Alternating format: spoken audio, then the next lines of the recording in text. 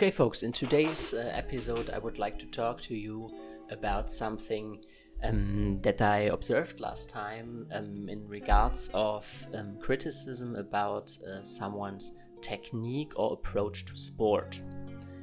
And let me explain the situation to you. It was basically I was walking around with with a fellow coach or fitness enthusiast, and we saw somebody running by, and she was running not that fast, but it was fast for her because she was sweating a lot, she was breathing heavily, so she was running way above her aerobic threshold. Okay, and his feedback was, she's running too fast. That was it. Just she's running too fast. And at that moment I didn't say anything, but later I thought about it, and my thoughts are this: how can you know if she runs too fast without knowing what she's training for? You know?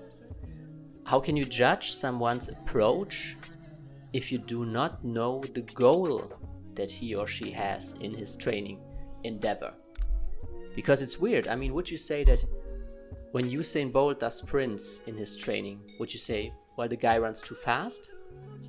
Probably not, right?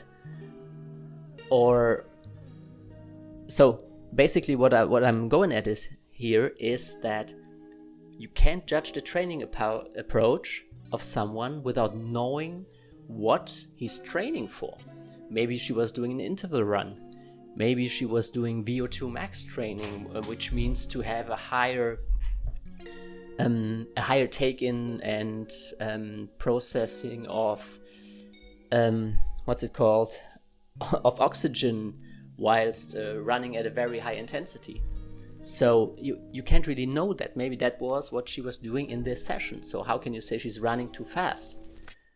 And the same goes for technique, because, for example, what I get a lot is the kipping push-ups that CrossFitters do, right?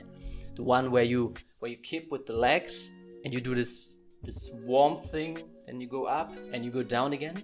So many people I hear calling that bad technique. But how can you say it is bad technique if you don't know what they're doing it for? Because the goal in CrossFit pull-ups is to get your face or your nose, I think is the rule, at bar level and extend all the way back down. If you use physics to get up there or not, that's you. You can also do strict pull-ups, but that wouldn't be very helpful, because the goal here again, the goal is to get your nose up there as often and as fast as possible in a very short amount of time. Now, of course, this approach would not be perfect if your goal was to isolate your latissimus or another back muscle and to make it grow. But this is not the goal. So again, like with the running lady and with the technique for the pull-up, there's one important thing: you cannot judge the approach if you don't know the goal. Now, I know there's of course technique on the level of, I don't know, do you have a rounded back while deadlifting or something? There, okay, no question. You have to respect your body's anatomy and physics, of course. But if you do the push-up kipping style or strict, it's not that one is wrong and the other one is correct. It's just, what are you training for? Same thing for the running lady. If she runs fast, maybe she's training for a 2,000 meter race. She's doing intervals. So you can't say she's running too fast if you don't know what she's training for. If she were training for a marathon, maybe you could say, okay, sprints at 100% on this very short range is not helpful. But I'm repeating myself. So basically, I just want to throw out this thought to you guys and ask you what you think about it. I mean, have you thought about that many people are doing something in sports wrong without knowing what they are training for?